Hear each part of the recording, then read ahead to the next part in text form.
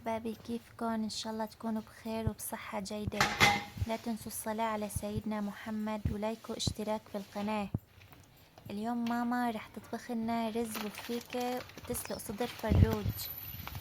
أمي الله يطول بعمرها غسلت صدر الفروج. نحن ما بنحسن إلا نغسل الفروج، وبعدها كتت عليه مي وحطيتها على النار، وهلأ عم بتجهز الفريكة.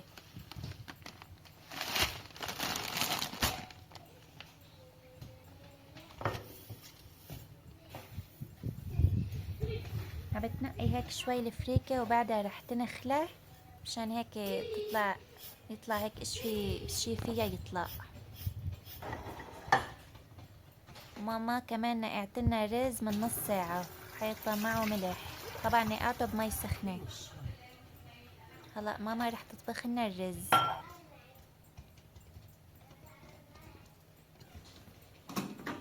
حطت مي على النار وحطت سمنة حلوب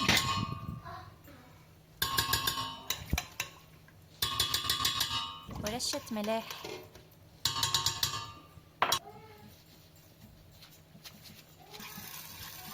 بعدها بتحرك شوي وبس تغلي المي بتحط الرز. نحن عنا الفروج بعد ما غلى، بعد ما يغلي يعني رح نكب المي مشان انضف للفروج. بتصير ريحتها اطيب بكتير وبتروح الزنخة منها نهائيا. وبترجع بتحط مي سخنة. انا هون حطيت معها معطرات هالو ورق غار. وهون عم بتصول الرز وبتغسله من النشا. طبعا اذا انتقع قبل بنص ساعة او بساعة بصير بيطلع الرز مفلفل وكويس.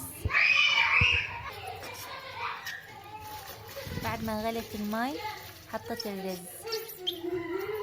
كل كاسة رز إذا منقوع، كل كاسة رز بدها كاسة ونص مي. طبعا إذا منقوع، إذا بدون نقع كاستين مي بده كل كاسة رز. هلأ بعد ما حطت الرز تحركه شوي، وبعد ما يغلي بتوطي تحته للأخير مشان ينطبخ على البخار.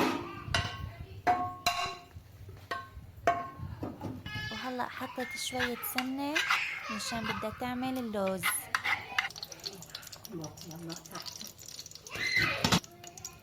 بعد ما غلت السمنة هلا شي شوي رح تحط اللوز مشان يتحمص. هون الرز لسه ما استوى. طبعا اللوز ماما سلقته شوي وهلا عم بتحمصه بالسمنة. بس يصير لونه زهري حاشته هيك يعني بهاللون.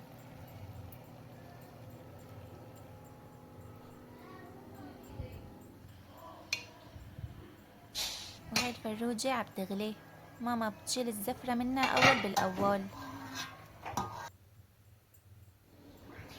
وهي استوت الفروجة. وهي مرقة صدر الفروج. طبعا بدنا نطبخ فيها الفريكة.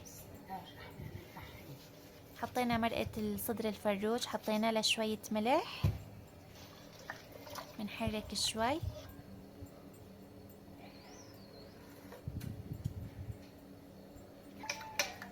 وبنحط لها سمنة.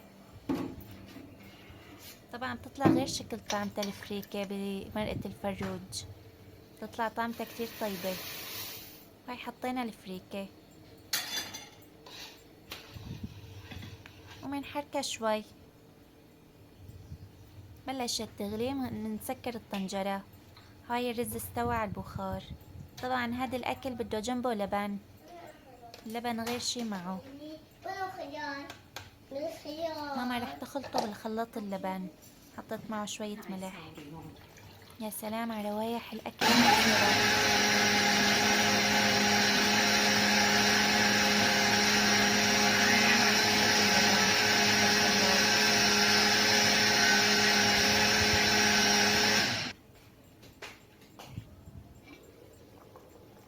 هاي الفريكة لسه ما نشفت ميته. طبعا أنا واقفة عم بتفرج على أمي وبساعده عشان كمان أتعلم منها. وهي استوت الفريكة وهذا استوى الرز.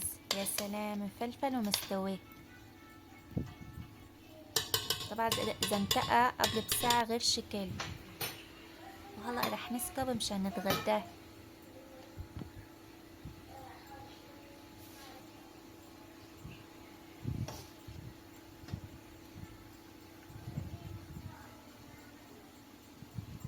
هاي شو ايديكي يا امي.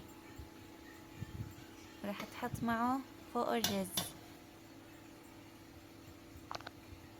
يا سلام على هالرز الكويس، طالع مفلفل وشي منظوم. وهي عم تحط فوق صدر الفروج. ماما ما عملت فروجة كاملة، عملت بس صدر فروج، قطعته وسلقته.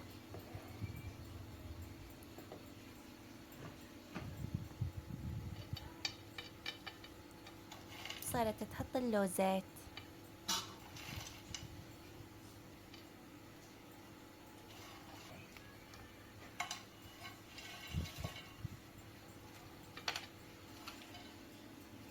وهي أكلتنا جاهزة.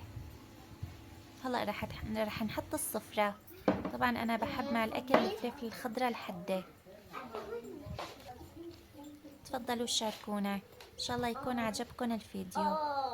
بأمان الله، مع السلامة.